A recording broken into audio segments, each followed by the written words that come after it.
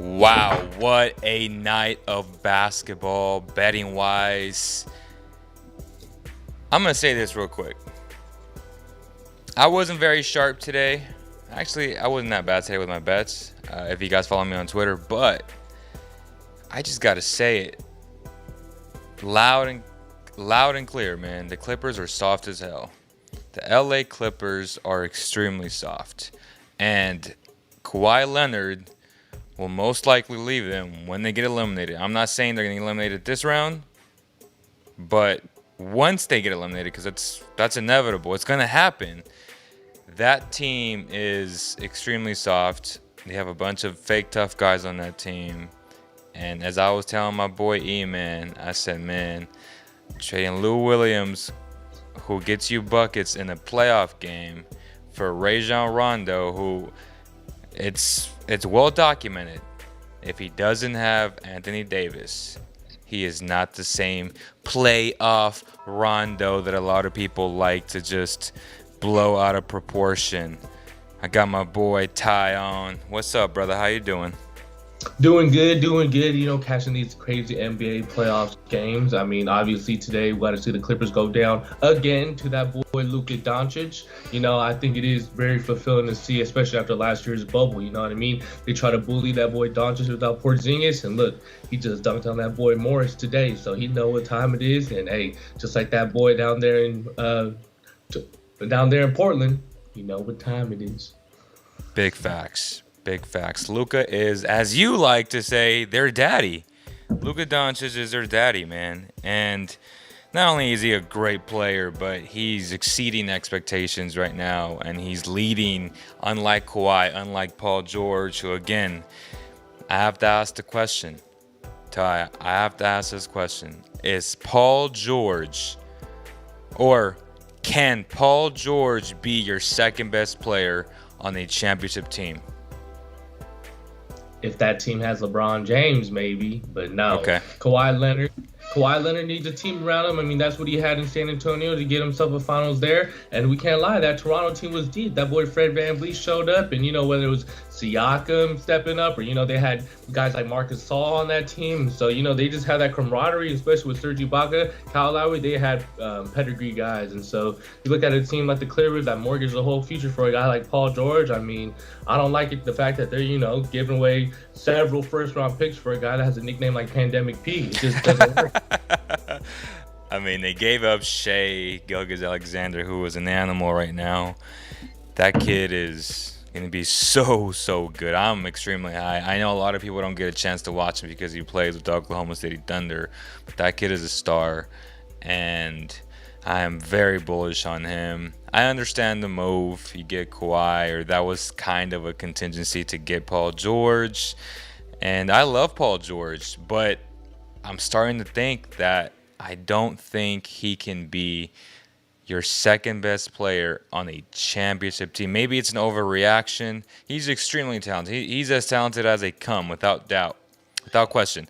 But my only thing is, when you really need him, I feel like he disappears, man. He's done it a lot. And this isn't the first time. He did it last year, the year before. So that's why I'm asking this question.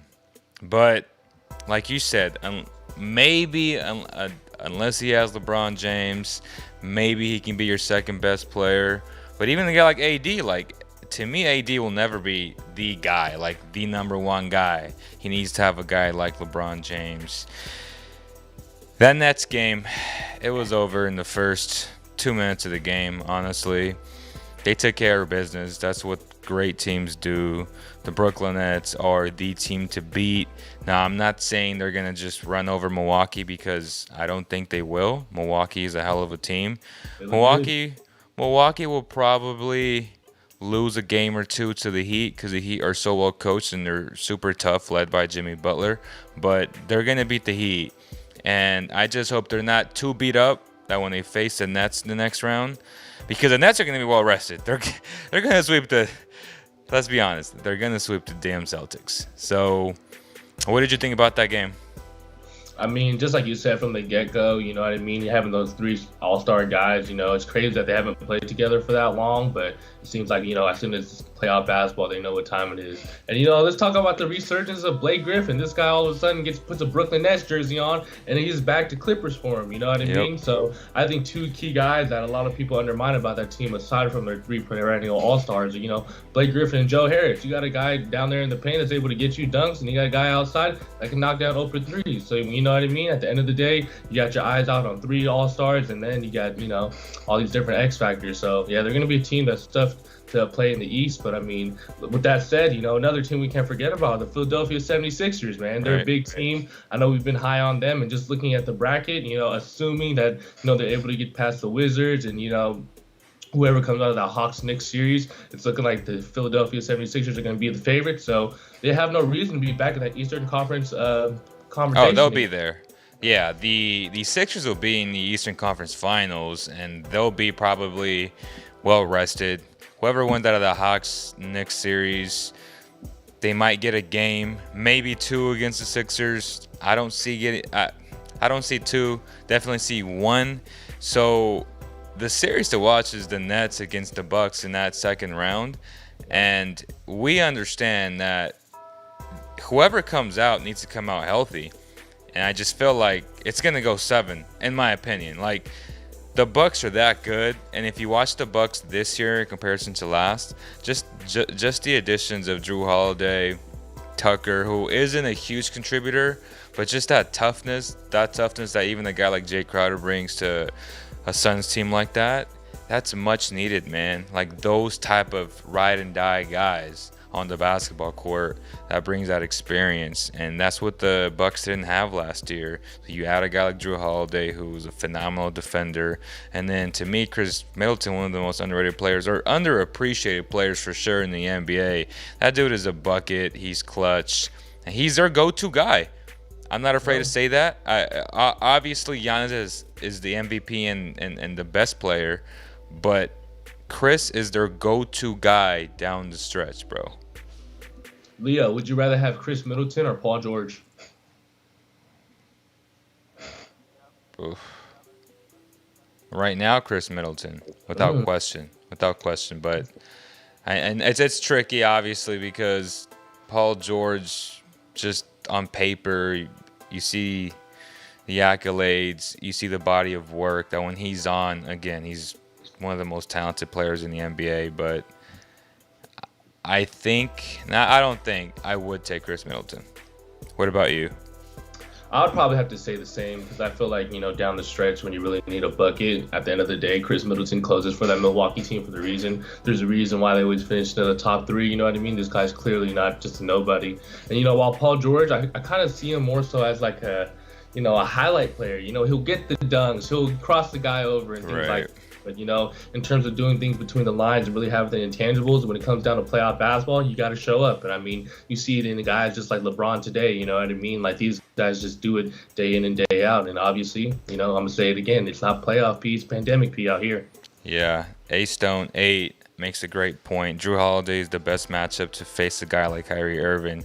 That's a fascinating point because Kyrie is a bad man. When Kyrie is focused, when he's dedicated to the game, he is so damn skilled, Ty. I mean, what can't that guy do? It was never a matter of talent with him. It's just a matter of, does he want to play, right? Sometimes he'll disappear. And, again, I'm going to give him the benefit of the doubt only because mental health is a real thing. And I feel like he needed that break. Now, looking back at it, I'm not afraid to say that I was wrong. And I was pretty harsh on him.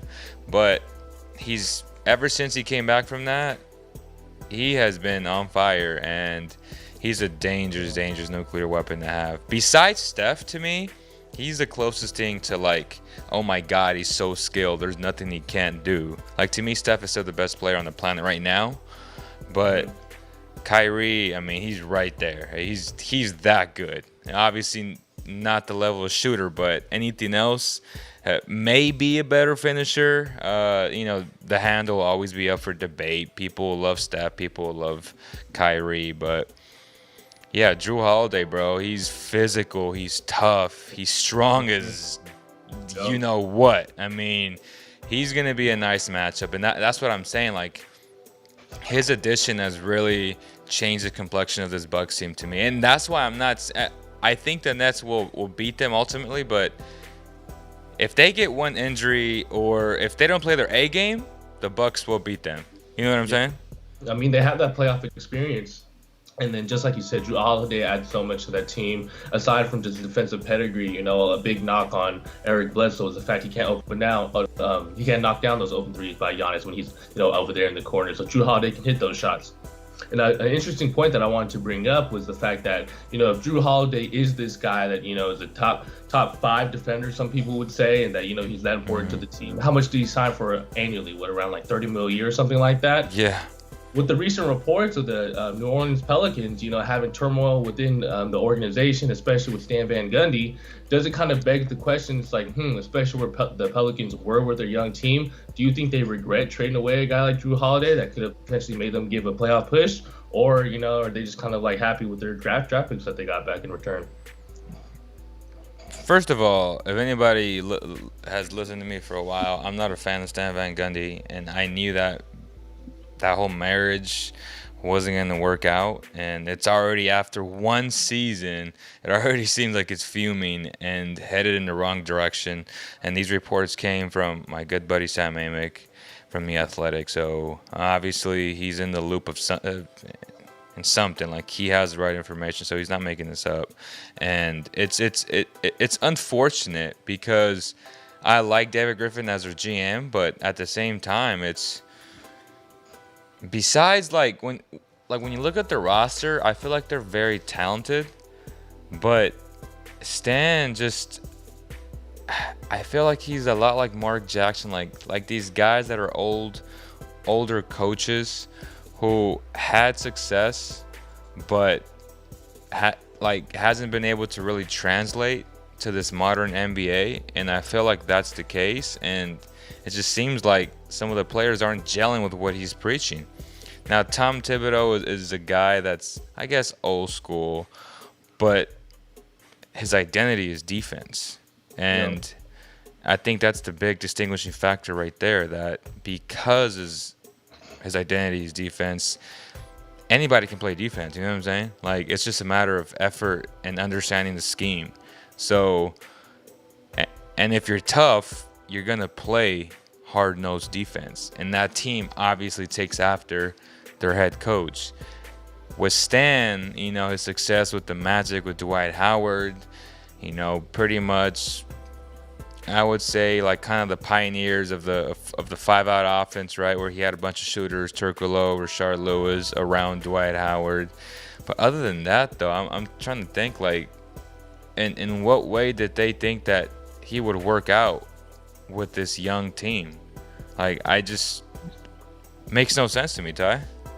It doesn't make any sense to me, and I know, just like you said, this whole outdated type of outlook, and then it's basically a young man's game. You know what I mean? It's there's a reason I feel like that guys like Steve Nash, you know what I mean, that never had a coaching job before, but is able to really know the game, and kind of like know where the game's heading, especially working within that Warriors organization. But another thing I just want to focus on is, like, do you think that where the Pelicans franchise is now, regret losing a guy like Drew Holiday? Yeah, I mean, that guy's a stud, but they had a huge issue with the amount of players that they wanted to play in terms of youth, a timeline. They drafted my boy Kyra Lewis, and they had Alexander, Lonzo Ball. So the playing Josh Hart, right? So those are 4 guards right there. Maybe I'm missing somebody that I'm not thinking of. Like, those are a lot of guards, and they were trying to see what they had in their guys. And Drew obviously would be playing big time minutes, but you also have to think about, like, were they in a position to give him the type of money he was looking for? The Bucks did, and I don't know if the Pelicans were convinced. If I think he's making $40 million, bro, not just 30. I think it's $40 million. So, hindsight, yes, Drew would make them better, but at the same time, they kind of had that team last year and didn't make the playoffs. So they wanted to try something different. Eric Bledsoe wasn't the answer. And then they ended up getting, Steven Adams, which again, God forbid he comes to Sacramento, which, some crazy fans want him in Sac for whatever reason. But he's definitely not this modern day big. He gets beat so easily. He's a great offensive rebounder because he's such a big guy. But, I mean, he consistently gets toasted in the pick and roll. And I just don't think that he should be a starting center in the NBA, like me personally. So, yes, the Pelicans have a lot of issues, man. In terms of, I think Larsums23 says, I don't know what he's referring to, but going back to the Clippers, though, the Clippers are soft, man. And again, did you like that trade for Rajon Rondo? What I didn't like about it was the fact that they gave up Blue. The reason why they didn't even sign him in the offseason was because they didn't want to pay him that money. So instead, now they have to trade a guy like Lou Williams, who's integral to that team, and then end up paying Rondo that money anyways. You know what I mean? That doesn't make any sense to me. I guess some Clippers fans felt like, I don't know if they were delusional or what, that during the regular season, as soon as they got Rondo, he was able to open the floor a little bit more for Paul George. But, I mean, at the end of the day, it's hard when, I feel like everybody looks, I hate to say it, but everybody looks better when they play LeBron, you know what I mean? And then the fact that, Rondo has bounced around the league from team to team, and then as soon as he comes to the Lakers, now he's playoff Rondo again, you know what I mean? So I just think that's kind of ironic. And just looking at the Clippers organization as a whole, I mean, they've done everything they can to bring in the superstars, but at the same time, when you're not able to surround your superstars, or even for lack of a better term, dude, simply the superstars haven't gotten the job done. You know what I mean? Like, Kawhi Leonard has got to be this guy. I feel like every time I'm watching the Clippers game, the commentators are always saying, oh, he's a silent leader, he's in the back seat. Like, man, come on, when are we going to get over this excuse? Like, dude, silent leader or not, man, when is it going to fall on Kawhi's shoulders like it would on the guy That's like a great Kevin point. Durant, That's a great point, Ty. Kawhi Leonard always gets all these excuses, and if anything, he's looked at Paul George like, oh, he's not helping out. That's it's true. Like, man, when you blow a 3-1 lead to the Denver Nuggets, and you're about to blow, as a 3 seed to a 6 seed Mavericks team, when are we gonna look at it internally and be like, yo, Kawhi Leonard's not it? So I think that's an interesting point to bring up as well. I think this is the 4-5 matchup, or is it the 3-6? I think it's 3-6 because who's 4-5? Let me double check. Doesn't matter, but that's a great point, though. I mean, you're right. I haven't even brought that up in terms of holding Kawhi accountable. Why aren't we holding Kawhi Leonard, the superstar, accountable? We always talk about Pandemic P, but at the same time, like you said, we always want to hold LeBron, KD, James Harden accountable because that's the type of respect and the type of praise they get when things are going well. And I see a lot of praise going to Kawhi when things are going well, but now that things are going bad for the second consecutive year, all you hear is, oh, he's bouncing to a different team, rather than, hello, should we ask the question, is he a great leader, or is he obviously, like, he's done it. He's won the championship being the guy, being, in the finals MVP. So it's hard to say, can he do it? Yes, he can. But you also got to hold him accountable because, again, LeBron has lost in the finals, and we always talk about LeBron James. Why is it that we can't talk about Kawhi Leonard the same way? He needs to be held accountable, man. And he's part of the problem because just today, down the stretch, there was a possession where I don't understand. They literally look like the Kings on defense. They switch everything. And it's just that awful, disgusting switching where they just half-ass, just like any small little screen, and they don't even put the effort to fight through the screen. So that happened. I think it was Patrick Beverley or Mann who got caught on the switch, and then Luka just drove. And rather than rotating, it was literally on Kawhi. Literally, he just stood there and he watched his teammate just get destroyed in the paint by Luka Doncic when he should have rotated and helped because it was a huge mismatch.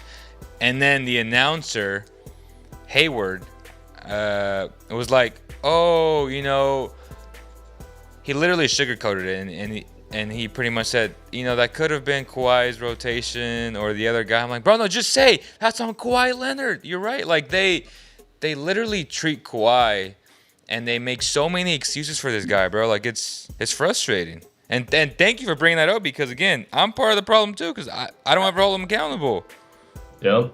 And I mean, aside from Kawhi Leonard, who, I guess what some people would say got carried by the Spurs, and then for a 1-year wonder with Toronto, I mean, what excuse does the rest of the guys on that roster have? I feel like when you look at that Clippers team, it's almost like a bunch of guys that feel entitled. I know we heard all the reports when Doc Rivers got, fired, that, these guys get treated like divas and they get, special circumstances. So I think a lot of these guys are essentially just feeling entitled who haven't proven anything. You know what I mean? Obviously with the acquisition of Rondo, but you look at guys like a Marcus Morris, right? Marcus Morris, who tries to be the tough guy. Pat Bev, tough guy. Fake tough guys. Anything, you know what I mean? So at the end of the day, man, the Clippers are down bad right now, and so we'll see if they're able to turn it around. Even though I think chances are looking unlikely. Exactly. So today's scores was the Nets winning 130-108, and the Clippers losing 127-121. And then the Lakers, again, we haven't discussed that Laker game yet, but let's talk about it now. So they went into Phoenix, a lot of pressure, hostile crowd. I don't know how many people they allowed in Phoenix, but that place was rocking. It was like similar to the damn Garden the other day. And I was like, damn, I was asking my cousin, like what are the laws in Phoenix? You know what I'm saying? Like, are they allowing 100% capacity or what? Because it was hella loud in there, bro. One of my friends are from Scottsdale. He's a huge Phoenix Suns fan, and he went to game one. He told me, this is some inside info for people that are Phoenix natives. They do not wear masks in Phoenix. They don't really care. There's very little restaurants. And so he told me that the atmosphere was crazy. Fans are high-fiving, getting rowdy. So at the end of the day, man, hey, shout out to Phoenix, because, that place is, rocking the town. Oh, for sure. Phoenix hasn't worn masks for a while now. So, yeah, I just wanted to know if they allowed full capacity, because it damn near sounded like it. So tonight, Lakers go in there, needed to win, must win, and they accomplished their goal, 109-102. Anthony Davis, 34 points. We all knew that man needed to show up today. 34 points, 7 assists, 3 blocks, 10 rebounds, 1 steal. He filled it up, Ty. What was your biggest takeaway from tonight? Man, I'm not gonna lie. After that game one, I might have hopped in that little bandwagon where everyone was calling him A Disney, because that was abysmal in that game one. But I mean, man, it sucks that I think the silver lining is Chris Paul's hurt. You know what I mean? And I think he adds so much to that team, and I think that. Although Cameron Payne did step up, I want to give him his kudos, his shout out, because Cameron Payne played absolutely out of his mind today. Yeah, he did. It's tough because I feel like the game started off with them forcing the ball to Ayton a lot. I feel like they try to get that, easy lob or easy inside pass. And although I think he had 22 and 10 tonight, especially in that first half. I know Sarge by himself, good gracious, that guy was playing atrocious in that first quarter. But nonetheless, I mean, what I was telling my friend that's also a Suns fan is the fact that I feel like the Suns today, I don't know if they were playing passive, but it seemed like they were going through the motions a little too much. I feel like they were looking too much for the right basketball play, as opposed to, I need to come downhill and get the bucket, because if it's not Devin Booker, who else is it going to be? And, shout out to guys like Cameron Johnson that were able to knock down open shots. But I think, with the loss of Chris Paul, it's going to be hard for the Phoenix Suns to be able to find that playmaking from anybody else aside from Devin Booker. Yeah, Chris Paul finished with 23 minutes tonight, but I felt like he didn't play at all. You know what I'm saying? Like, he just didn't feel his presence. And I did realize, though, just last game and this game, that he doesn't move a lot. Like, the Suns hide him on defense, and he literally doesn't move on defense at all. I don't know if you've noticed that, Ty, but I was just laughing. I was like, this is how you preserve Chris Paul for long runs, because you don't want to make him work. But then if you flip the coin and I'm watching film and I'm the other team, I'm going to try to put Chris Paul in as many pick and rolls as possible and actually, try to get Dennis Schroeder on him and make him work. The idea here is to make him work, not to just let him just guard a stationary score because he's hella strong. So even if they try to post him up, like, he's going to hold his ground. But he doesn't go around running around guarding guys. And it's something to take note of into Game 3 that even when he comes back, obviously not at 100%, that's a huge advantage for the Lakers. Like, if they actually take advantage, that's going to be big time because the guy doesn't move. Like, he doesn't work at all on defense. So I think that's an important thing to take note of. And obviously there's all this information on NBA.com and other analytical websites, and you can track like how much a guy moves like on defense, and I think he was second in least amount of movement. So it's, again, like, my eyes weren't deceiving me today. Yeah, I mean, if they're hiding a guy like Chris Paul on defense to save him for offense, and he's not even doing anything, it might just go to show how crucial that injury really is. And I don't what did they label it as, like a trap injury or shoulder injury or whatever it is. It's obviously affecting him, and it just sucks because a lot of the times on those pick and rolls when he gets those switches with those bigs, he's able to use his quickness or his like nifty veteran nature, and it just looks like as soon as he get that switch, he's just swinging it and hoping that someone else can make a play. So, but with that being said, I don't want to discredit the Lakers by any means. Yeah. I mean, LeBron came down the court, was playing very aggressive, especially down the stretch. And, Anthony Davis showed up. I know he took that game one on his shoulders. And so for him to come out aggressive, I mean, sometimes I do kind of still dislike the fact that he's, trailing around the three-point line when I know that he could definitely punish the Sun inside. But guys like Andre Drummond and Dennis Schroeder really stepped up today. I know Dennis Schroeder was making crazy plays. I mean, 24 points. If he's decline a contract like that, if he keeps playing like this, I don't see why another team won't give him this contract. Don't get me wrong. I don't know if he can be that type of caliber player that earns that type of money, but I mean, hey, he's obviously shown that he can be a top point guard, especially on a championship caliber team. But with that being said, Leo, like, do you think Dennis Schroeder is going to be that third guy for the Lakers in the playoffs like Rondo was last year, or do you think it might? He needs to be. Yeah. He needs to be, because in Game 1 he was awful, and again, I take note of guys who respond to criticism and they take responsibility. AD took responsibility and Dennis took responsibility today. 24 points. He was a plus 16. 6 of 6. That's huge. 6 of 6 from the free throw line. 8 of 16 from the field. 2 of 4. Hit huge three. It's only 2 of them, but they were in critical moments for the Lakers. He had a phenomenal game. LeBron James, 23 points, 9 assists, plus 14. Dude's just, he's an animal. Obviously, I don't like how he flops and, he acts like a soccer player, but at the same time, he's LeBron James.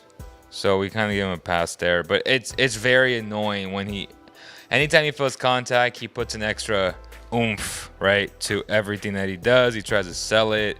So there's no confusing that, And again, that whole undercut, that was bullshit. Chris Paul didn't undercut him. Like, when you're 5'11" and the guy's 6'8", what are you supposed to do? Like, he was trying to box out and get the ball. And then, if anything, LeBron hooked himself onto him because he just threw his damn arms up because he felt contact. That's what I'm saying. So I don't think that was dirty at all.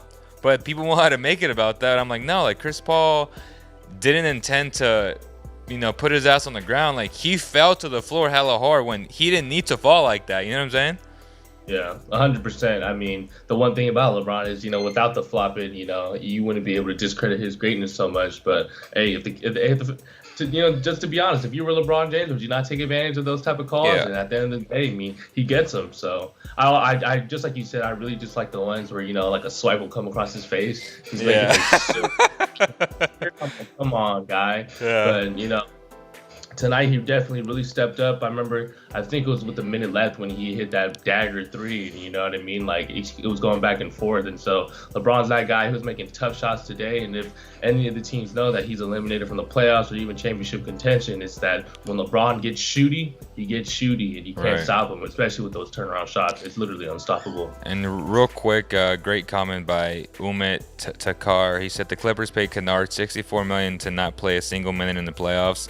Not saying he's gonna win the game, but got to think about why they didn't play him and spend money elsewhere if he doesn't play when it matters. So some context to that. Yes, I agree to the idea of not playing him, which again, you spent $64 million on him, but that was via a trade which included the Pistons and I think the Nets, where Shamit ended up going to the Nets and then Kennard went to the Pistons because the Pistons did not want to pay Kennard. So they, in a sense, they kind of knew that if they traded for him that they were supposed to extend him. But yes, what a huge, huge miss. Here we all thought, man, like Kennard, when he's healthy, he's a good shooter, good movement shooter. He's been a huge disappointment for that team. And those are the things that I was talking about with my brother. I was like, yeah, I was high on the Clippers last year. Like, if last year would have happened with the Lakers, I think the Clippers win that series. But matchups, Kawhi, PG being soft as hell, they couldn't close out the damn Nuggets. But this year, I wasn't high on the moves that they made, man. Like, they lost Trez. And, again, Luke Kennard. They lost Shamit, who, again, Shamit's a hell of a player who's doing great things for the Nets. He comes in there, gives them energy, plays good defense. He hits shots. Something that, again, when you don't play no minutes or, hardly anything, how can you justify $64 million, bro? Or whatever. He's getting paid over $15 million per year. So you need production from Luke. Whether or not or why he's not playing, I don't know. But there's obviously a reason why a guy like a G leaguer like Man is in there playing critical minutes, because he plays harder, plain and simple, because that team is soft and they need a little bit of toughness. Would you rather have Landry Shamet or Luke Kennard? Oh my God, Landry Shamet. I'm one of the biggest fans of Landry Shamet. I was hoping that the damn Kings had him, but the Nets ain't stupid. They're like, damn, like, I'm going to get Landry Shamet? I mean, guy's a stud, Ty. Like, there's nothing as a role player, there's really nothing that he can't do. Yeah. So, and I think, especially having to extend a guy like Luke Kennard, I literally put them on the same level, or even Landry Shamet higher. You know what I mean? And Landry Shamet costs a lot less than 4 years, $64 million. So I was also confused by that move by the Clippers. So I want to. Javi's dad is on. Seabass is on. He said. Leo, the Suns do not have the bigs to take the Lakers, as I've said for the millionth time. Do not have the bigs, and he put that 1,000 times over and over. Okay, so let me give you some context, Ebas, to this idea of JaVale McGee and Dwight Howard and now Andre Drummond. Like, I think on paper, and yes, they start with the big. That's how they start games. But he's in denial that they're best when Anthony Davis plays the center position. But the problem is that AD doesn't want all that pressure. And even you stated earlier, like 5 minutes ago, you hate how he just roams around the three-point line and how he just disappears and you don't feel him at times. They're best when he's at center. Any analyst, any Laker insider will tell you that. But Seabass wanting to skew it to his point of view to prove a point is like, oh, they're so big, that's why they're good. That's not true, because Andre Drummond is not going to stay there because he's struggling. He's literally the Willie Cauley-Stein for Laker fans. He is the scapegoat of Laker fans. Like, Laker fans hate Andre Drummond. He's been awful for them. But some context, he's new, he doesn't know the offense, he really hasn't played with AD and LeBron James, so he's struggled from that perspective. And somebody like Seabass wouldn't know because he's not well versed in that area of not watching the Lakers play. He just sees the box score, he doesn't really understand why things happen. But yes, today he had a very good game, without question. 15 points, 12 rebounds. But the Lakers are best when Anthony Davis plays the 5, man. And the reason why this all clicks in the first place is not because of AD, it's not because of Drummond, not because of McGee or Dwight Howard. It's because of LeBron James, man. Like, LeBron James is the reason why they're this good. How do I know? Well, they were god-awful without him. and with AD, they're a subpar team with him as their main guy. That's how I know. 100%. Just to kind of add on to that point, I mean, it was mentioned a lot during Game One is the fact that the Lakers have a bigger overall size, right? When you have LeBron at 6'9", and then Andre Drummond around like 6'10", and then AD at 6'10", 6'11", you know what I mean? You would think that they would be able to utilize more of that size. And today we definitely got to see Anthony Davis just be Anthony Davis. But it's not like they're really just going in and going to the post. I mean, if anyone saw that Game One, it wasn't like Andre Drummond was doing anything special with his move. You know what I mean? Obviously, tonight he had a much better game. I know that, just like, for example, everyone talks about box score players. I mean, Andre Drummond literally missed like 3 straight layups and got 3 rebounds on one specific possession. So before anyone wants to talk about how important Andre Drummond is, you actually have to watch the game for the context. But I think, there's a reason why the game has definitely changed from what it is, when you have guys like Anthony Davis that are capable of playing the 5. And essentially, we have guys like Bam Adebayo who are 6'9" and is a starting caliber center in the NBA, because that's just where the game is. If you can't move and make switches, you kind of, are out of the league. So I think the reason why Andre Drummond obviously doesn't see the floor as often with today, and as an exception, is the fact that he can't keep up with these guards on the switches. So we definitely got to see the way that he was exposed and how Aiden played. But at the end of the day, I feel like the silver lining is, if Chris Paul's not healthy, it's going to be real tough for the Phoenix to have the playmaking and just veteran pedigree on the floor against a championship defending team like the Los Angeles Lakers. Or if LeBron James isn't playing, then everything goes to shit. Like, it doesn't matter if they have eight 7-footers out there, and for the record, AD is not a 7-footer, Seabass. So your whole point of having like a 7-footer, a center, a traditional, first and foremost, AD is not a traditional big man. AD is the jackal of all trades, a guy that can do it all, literally, who can switch, who is a dominant presence defensively, who can shoot a 3, who can attack the basket like a guard. So he's not this traditional Shaq big man. I know you want to make it about that, but it's not about that. It's not. And LeBron James is the reason why this all works. Without LeBron James, none of it matters. Like, if AD, like, if you put Paul George in there, and I know I'm poking fun at him, but they're maybe a 7 seed. Maybe. Honestly, they're not a championship team. With all these bigs, and if you switch him, LeBron James for Paul George, who is extremely talented, this team doesn't make it past the second round. I'm sorry. That's just the truth, brother. They said PG went 3 of 17 the past 2 games from 3. That's not good. But yes, let's go over today's bets. The first game, I said take the over in the first half. Was right.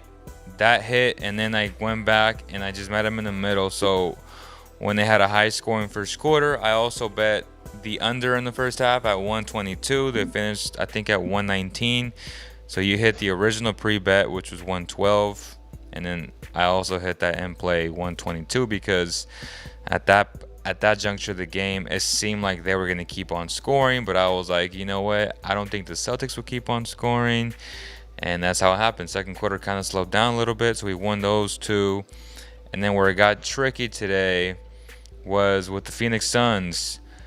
I thought the Phoenix Suns would win the first half because the entire world was on the Lakers. They had good moments, and it didn't happen. And the damn Lakers played really well in the first half. And they pretty much played well for the entirety of the game until the Suns made that run middle of the third, late third and early fourth. But I ended up so I was literally waiting for like a plus money line for the Lakers. I had it like at minus 105, which is pretty much even money, and my dumbass didn't take it. But I pretty much knew, like, by the 5-minute mark, what I wanted to do, which was to take the Lakers just money line. Because last time I got screwed with the Bucks 2.5, they won by 2.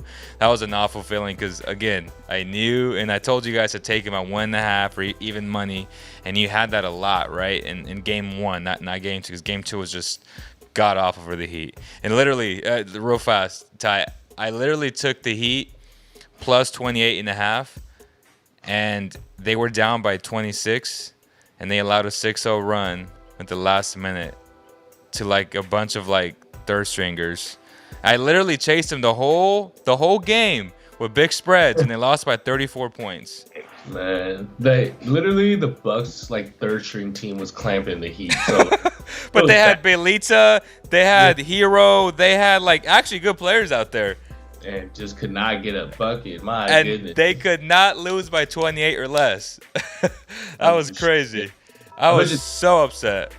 I wonder if the Heat are, reconsidering what they decided to do with Tyler Hero, especially where that team is built right now, because he's clearly underperformed this entire season, and he's clearly not doing it now. So I think especially with, isn't Duncan Robinson up for a contract? And I know that, the market for shooters, I mean, if you want to put him in the same conversation as the Joe Harris's, Buddy Hield, he might be anywhere near, the 20 million range. So I think that there's a lot of questions in Miami. And so, in my opinion, I don't see them coming back at all. Just like you said, maybe a game or two. But, dude, that Miami team, man, they're not anything they were last year. And, you can call it for the bubble or what, but I don't know. That East got strong real quick. That's all I'm going to say. Real quick. The East got strong real quick. And yes, Duncan Robinson will probably command $20 million. Just, same if Buddy got paid 23, Joe Harris got paid 18, Duncan's gonna get paid 20. Like, more than likely. I was also thinking, and maybe towards the end of the show, about Sean Holmes and Andre Drummond and how people view them as who's a better player. And we'll kind of get into that towards the end, but again, just to recap it, Lakers won 109-102, Nets won 130-108, Mavericks won 127-121. They're up 2-0 on the road too, so we'll see what happens. And tomorrow, and then my last bet was I took the Clippers plus 7.5, and they covered. They lost by 6. So, it was an okay night. Yesterday was just god awful. Like with the Heat, it was awful. Actually, I actually had the Blazers winning the I forget what it was, but I did okay. But it was just that damn Heat game that just destroyed me. But tomorrow we got the Wizards and the Sixers, the Hawks and the Knicks. That game 1 was really exciting. And then the Grizzlies and the Jazz. I don't know what the hell happened. I was doing a bunch of yard work at home. I didn't really get to watch that game, but D. Mitch didn't play, and I'm pretty sure he's going to play tomorrow, and they're a minus 8.5. Do you think they will win by 9 points or more tomorrow? Man, I think Donovan Mitchell adds a lot to that team. Do they by more than 9 points? Yeah. 9 points or more? Nah, I don't think so. So you're taking the Grizzlies plus 8.5? Yeah, I take the Grizzlies plus 8.5, but that doesn't mean that they're gonna win. Right. They'll cover. Okay. So that's Ty's prediction. They'll cover that. Hawks Knicks. The Knicks are -2. Who do you got in that game? Hey, I hate to break it to you Knicks fans, but they got that boy Ice Trae. Take the money line on that. Oh! They're going up 2-0 in the Garden? Okay. He gonna do it again because that boy Danilo Gallinari got that mohawk. Hey, that's sick. That was sick. Bogey was playing out of his mind. Texted him. I was like, bro, you a killer, brother. Like, we always knew, right, with Bogey, like, if the Kings ever played meaningful games, that his experience in EuroLeague and just winning championships was going to show up. And now it's showing. It's kind of like me. Like, when I play with scrubs, I play like a scrub. But when I play with good players, I look really damn good. And I perform at a high level. I feel like Bogey's the same way.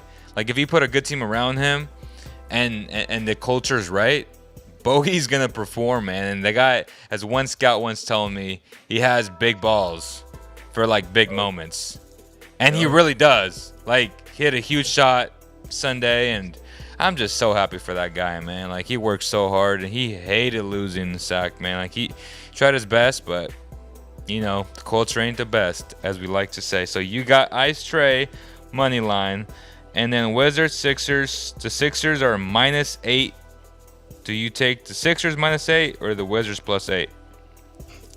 I think that one I'm gonna take the Sixers. Sixers -8. I don't think it's gonna be as close to that first game. I think, with the size in general, like we saw what the Wizards were at the beginning of the season. I think when it comes down to playoff basketball, a well-coached team like the 76ers, it's not gonna look good for them in this game too. Take the Sixers -8. Okay. So Ty has the Sixers, the Hawks, and then the Grizzlies to cover the spread, but he has a Jazz winning the game.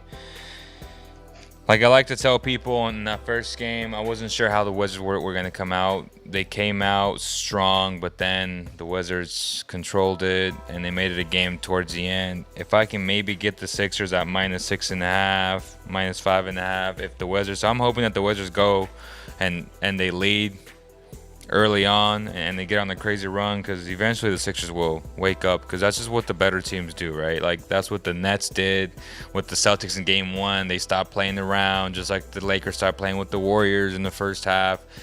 The better teams wake up in big moments.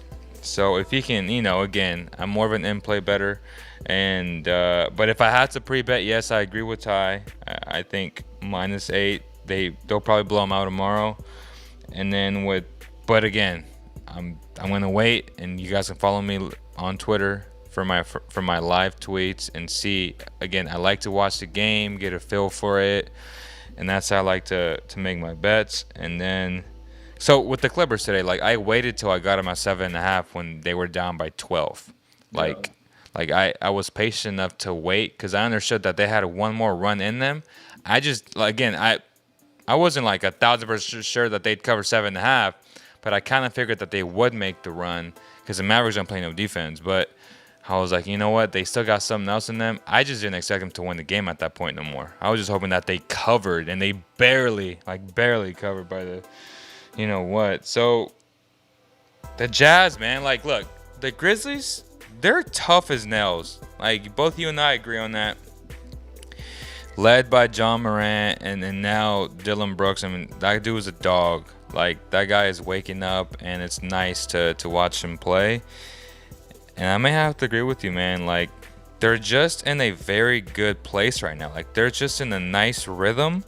I feel like 8.5 points is a good line for them. Yeah. Like, it truly is. In my opinion, I would probably say I'm more confident in that 76ers and Hawks pick. I would think that for this Jazz Grizzlies game, I would probably wait more so for in play. Yep. Because I think also you have to consider on the flip side, right? The Jazz were without their best player. Yep. And, the Jazz are the number 1 seed for a reason. So I wouldn't be surprised if it ends up turning into a blowout. You know what I mean? So I think, for anyone that is seriously taking our advice, I would probably say wait a little bit more for playing for that one. But just like you said, John Morant and Dylan Brooks are playing absolutely crazy and, leading this team as young as they are. But a guy that we can't forget and is almost canceled out, Rudy Gobert, was that boy Jonas Valanciunas. He's a stud, man. He's a beast. How many 20 rebounds games does this guy have? Because he's really about that, dude. Who would you rather have, Valanciunas or Nurkic? After yesterday's game, it's looking like Valanciunas, because you know what you're going to get. You know what I mean? You know what you're going to get out the guy. And so with Nurkic, I mean, obviously he has his highs, but he also has his lows. Very lows. Like I'm more so into a more consistent player and a more steady guy. And, like, Valanciunas is absolute steal for the Memphis Grizzlies. How old is he? I don't know. He could be there for a little while. Yeah, I don't know. But, yeah, so to your point about the in-play for the Grizzlies and Jazz game, another strategy that if you do like the Jazz to win the game, hope that the Grizzlies get off to a good start, because you kind of figure that D. Mitch won't be in shape, a lot like LeBron James. They're going to fill him out. He's going to get tested, because that team is tough as nails, and Dylan Brooks is going to test his ass. We know that. He's going to hound him. So he's going to get that early work. And they may fall. So if you can get the Jazz, say like at a -3.5, I like them to win by 4 or more points. So that's how you kind of have to approach and like have these numbers in mind when you are watching the game. And obviously, fill it out. Like if you see the Grizzlies go on a massive run, like on Sunday, my cousin was telling me that he ended up taking. Okay, so I actually had the Jazz -5.5 first half, and they were up by 12 points. In the last 2 minutes, the damn Grizzlies went nuts. They went like on the 15-1 run to end that first half. So they screwed up the damn spread, and and they continued. So like if you in play, you fill it out like a lot. So he was like, when they were up by, I think they were up by like 9 or 10, they were only like -2.5, because you always have to give the team that's a huge favorite still an advantage, because they always come back, right? Like that's just how like Vegas plays it. So when they were up by 9 points and they were only 3-point favorites essentially, he was like, damn, like I think this is gonna continue. And he ended up covering by a half point because the damn Jazz did come back. That's the crazy part. So at some point the lines always correct themselves, which is insane. And I was doing yard work, but then I pulled out my phone. My hand was all dusty, and I refreshed it, and they were down big, like, I don't know, 15 points, right, in the fourth. And I think at that point they were like plus, I don't know, like +7.5, +8.5, +9.5. And without even watching, I was like, I feel like the Jazz are gonna come back, like blindly, without even watching the game. And I was like, you know what? Yeah. Fuck it. Like, I'm not even going to touch this no more. I got my ass beat earlier, whatever. Live to see another day type mentality. But then, after the night showered, I went back to look at the score. I'm like, holy smokes, they lost by 3 points. Like, what happened? Well, the Jazz always do that. Like, the Jazz have such elite 3-point shooting that they'll always give themselves a chance to get back into a game. And the Grizzlies, what do the Grizzlies do? They give up leads. That's just what they do. Mm-hmm. So having those things in mind when you approach it a game from an in-play perspective, you have to keep these variables in mind. So that's just what I want to just pretty much say. Like if you get the Jazz again -2.5, -3.5, I think that's a good value pick. It's gonna be a close game. Like whether or not in the last 2 minutes, like, we always see this, like the Jazz start to hit a 3 and then the free throws and they extend and end up covering the game by 9, 10, 11 points, right? So keep that in mind. And then in terms of the Hawks Knicks, damn, like Ty's out of confidence, like Ice Trey, but Ice Trey. I just feel like the Knicks, man, like if they lose this, they ain't come back. So I think they'll win. Whether or not they cover the 2 points, I don't know. Jeez, I'm gonna end play that game. I really am. It's tough, but Ty is confident. I just feel like, there's I don't really trust the Knicks players outside of, Julius Randle, who, obviously played poorly that game 1. I mean, if you're riding on the Knicks for this bet, you got to assume that, Julius Randle's going to play much better than he did. I mean, I also didn't like the fact that, Tom Thibodeau subbed in Entelinka, who had been sitting the entire game. He always does that bullshit. Like, why? Yeah, I mean, I don't know. So I honestly just feel like I'm really confident in Trae Young. I feel like that Atlanta team's a lot deeper than a lot of teams suspect. Yeah. And I think, just the presence of Clint Capella, I mean, he ate up the Kings, so I know that he's a beast. He's the real deal. So whether it's Capella, Gallinari, or Bogdanovich, I trust those guys a lot more than any of those guys on the Knicks roster. So sorry, Knicks fans. You guys are going down tomorrow night with Trae Young leading the way. There it is, y'all. There it is. So, last point before we end this, just a quick Richaun Holmes, Andre Drummond, both free agents. I know league-wide, not many people know who Richaun Holmes is because he plays with the Kings. And a lot of people are box score enthusiasts, like our boy Seabass. And they see a lot of rebounds from Andre Drummond. Who do you think will command more money on the open market? And who do you think is a better player? So I think I'm gonna have the same answer for both of these. I think there's a reason why Andre Drummond was bought out, and then he kind of signed for that kind of like the league minimum, right? I think he's kind of at the stage of his career similar to Blake Griffin, where if he's not on a championship contending team, basically playing on a value contract, I don't think he offers much value to any other team. I mean, if you're even a mid-tier team like a Dallas, or say you're like a Suns or a Pacers, I don't think you really envision a guy like Andre Drummond playing big minutes for you down the stretch. And so, I think Richaun Holmes is obviously the better player. He's a lot more versatile. He plays defense a lot better. He can move and make those switches. And that, the fact that he had that, muddy little pop shot, I mean, that little flow, that's something that Andre Drummond doesn't even have, even though he had that weird, really nice looking hook shot today. But yeah, Rashawn Holmes, the better player, and I think he's going to command much more money. I think, if anything, Andre Drummond ends up re-signing with the Lakers for a value deal. Nothing more than that. Really? I think so. I think he ends up one-year contract with contender as opposed to a long-term deal. How old is he? He's not old. But that's interesting though. Like he's like the young guy, right? That's gonna. Yeah. You got to slow big. Right. I was thinking more in terms of like with the Kings, like if they don't get Rashawn, which I don't think they will, but if Andre Drummond was a nice backup plan for them, even though I don't love Andre Drummond, but again, he's still an elite rebounder. I don't know how much he would like. If Rashawn commands the rumors of those 20, like that's bullshit. Like he's not getting $20 million, and I love Richaun Holmes. Like he's not getting $20 million. He's gonna get anywhere from 15 to 17. But if he gets say 15, what's Andre gonna get? You know what I'm saying? Like say on the Kings, like how much would the Kings be able to offer him? Would they offer him the $12 million per year? Would he accept that?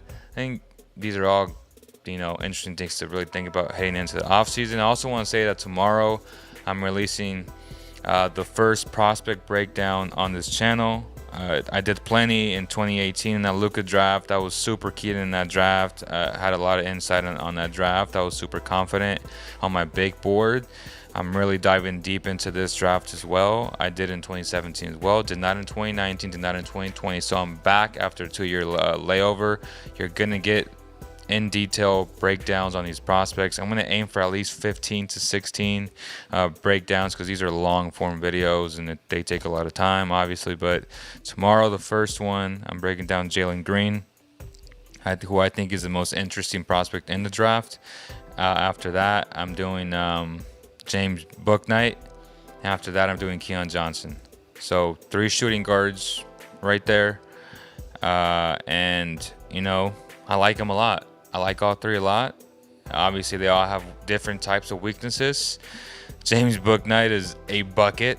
Like, that dude just scores. Beautiful hesitation from UConn. Like, this dude is a bucket. So, but he has a lot of weaknesses. It's same as Keon. So, we're going to see. And I'm hoping that the Kings get a value pick at 9. Today, the odds came out, and they got positioned at 9. They have like a 20% chance of going to the top 4. We'll see what happens. We'll see what happens, man. Any final thoughts, Ty? Ty's coming out. Oh, hold up. Ty's coming out with some dope-ass content, too, so I can't wait to watch it. Hey, just stay tuned. The content's coming out, especially with summer, a lot more time. So, the banger videos are coming. But, now that we have a little bit of Kings talk in this draft talk, I mean, hey, it's 20%, but we've done it once, right? We hopped in that number 2 pick. We might have fucked that pick up, but it's all good. Yep. You know what I'm saying? I'm rooting for that 20%. We might end up in that top 4 again, baby. So that's what I'm saying. Like, top 4. So this draft, the top 5 is already decided. Like, we know who's going in the top 5. This draft starts at number 6. After number 6, we don't know. Like we truly don't. So if the Kings get a top 5 pick, they're gonna get one of those one of those 5 players. And I wouldn't be mad if they get any of those 5 players. So we'll see what happens. Can't wait for you guys to watch tomorrow's video of Jalen Green. I think I'm going to schedule it for 6 a.m. I'm going to do a premiere on it right now. Thank you guys so much, man. Appreciate all the love and support. Again, stay tuned for Ty's. Is it a AI video, you said, Iverson? A little comparison video, generational great point guard. So stay tuned for that. It's going to be crazy. All right, so on behalf of the entire CK family, Javi, E-Man, Corey, everybody, thank you guys so much, and we'll see you guys tomorrow. Peace.